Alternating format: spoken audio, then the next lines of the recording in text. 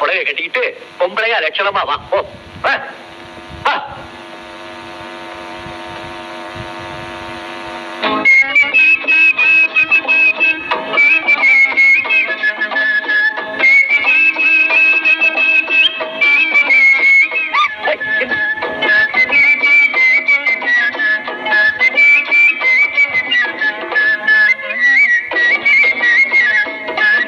இந்த சின்ன முள்ளு குத்துறதையே உன்னால தாங்க முடியலையே.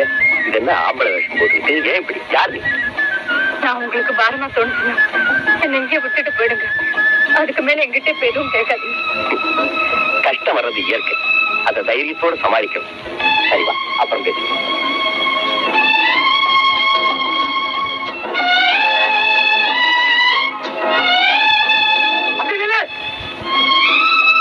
அதே முகம்தான், எல்லாம் அதேதான்.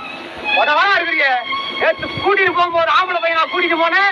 இன்னைக்கு கொண்டாடும் போது பொம்பளை பள்ளியா மாத்தி கொண்டாந்துருக்கிற. ஏமா உனக்கு மேஜிக் ஏதாச்சும் தெரியுமா? நீ 2-3 மாசத்துல இருந்து சுத்தா அள்ளிதான். ஒண்ணு வேணாம், சிகரெட் நீ வாட்டுக்கு எதனாச்சும் பாஷையில பேசுறப்போ நான் சுத்தாச்சுக்கிறேன்.